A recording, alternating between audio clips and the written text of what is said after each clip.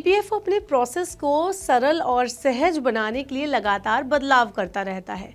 EPFO के इन बदलावों के कारण ही इसके सदस्यों के लिए पीएफ ट्रांसफर, प्रोफाइल अपडेशन और पीएफ से जुड़े अन्य काम आसान हो जाते हैं।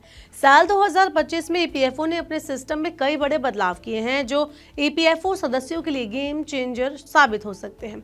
इन बदलावों के बाद ईपीएफओ सदस्यों के लिए अपने पीएफ अकाउंट को मैनेज करना काफी आसान हो जाएगा। इन बदलावों में PF account transfer process, profile update और पेंशन से जुड़े नियम शामिल हैं। इस वीडियो के जरिए मैं आपको बताऊंगी कि ईपीएफओ ने नए सिस्टम में किस तरह के बदलाव किए हैं, किस तरह से ये बदलाव आपके पीएफ प्रोसेस को आसान बना देंगे, कैसे मिलेगा आपको इसका फायदा। इन सभी बदलावों के बारे में इस वीडियो में मैं आपको डिटेल में बताऊंगी। Hello and welcome to money 9। मैं हूं मीनू शर्मा। ईपीएफओ ने हाल ही में कई पुराने नियमों में बदलाव किए हैं। सबसे पहला बदलाव जो ईपीएफओ ने किया है वो पीएफ ट्रांसफर की मंजूरी से जुड़ा है।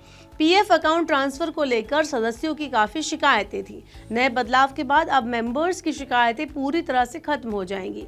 ईपीएफओ ने अब अकाउंट ट्रांसफर के लिए पुराने नियोक्ता और मौजूदा नियोक्ता की मंजूरी को समाप्त कर दिया है, लेकिन इसके लाभ के लिए आपका खाता 2017 के बाद जारी होना चाहिए और यूएएन आधार से लिंक होना चाहिए।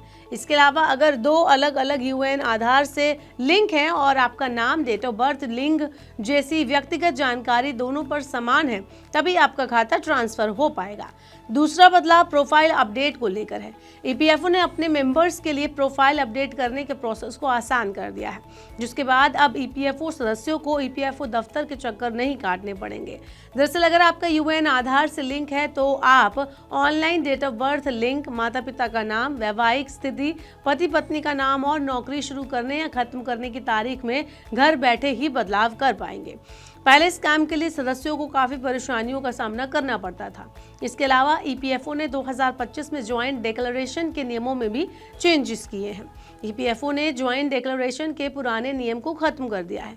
जिन मेंबर्स का यूएएन आधार से लिंक है वो अब ऑनलाइन डिक्लेरेशन कर सकते हैं। दूसरी ओर जिनका आधार वेरीफाइड नहीं है उन्हें ईपीएफओ के कार्यालय में ही जाकर ज्वाइंट डिक्लेरेशन सबमिट कराना होगा।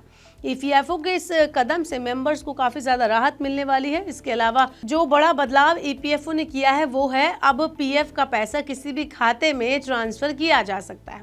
जी हाँ, दरअसल 1 जनवरी 2025 से ईपीएफओ ने पेंशन पेमेंट के लिए सेंट्रलाइज्ड पेंशन पेमेंट सिस्टम की शुरुआत की थी। ऐसे में सदस्य national payment corporation of India के किसी भी प्लेटफॉर्म के जरिए पेंशन का पैसा अपने चुनिंदा बैंक अकाउंट में सीधे ट्रांसफर कर सकते हैं।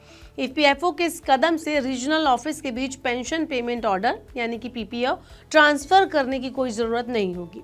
इसके अलावा ईपीएफओ ने पेंशन नीतियों में भी बदलाव किया है।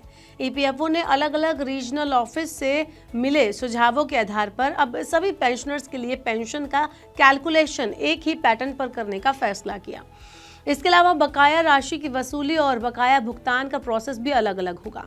ईपीएफओ के इन बदलावों से मेंबर्स को काफ़ी राहत मिलेगी, लेकिन ईपीएफओ के पिटारे में अभी केवल इतना नहीं है, बल्कि ईपीएफओ आगे भी कई बदलाव करने की योजना बना रहा है, जिससे सदस्यों के लिए ईपीएफओ में पैसा निकालना और ज़्यादा ईजी हो जाए। इसके लिए आपको कुछ समय और इंतज़ार करना होगा। अब आपको क्या कहना है ईपीएफओ के भी करंट बदलावों के बारे में? इससे आपको क्या लगता है कि आम जनता को कितना फ़ायदा होने वाला है? अब हमें कमेंट बॉक्स में बता सकते हैं। ऐसे ही और वीडियोज़ के लिए देखते रहिए मनी 9।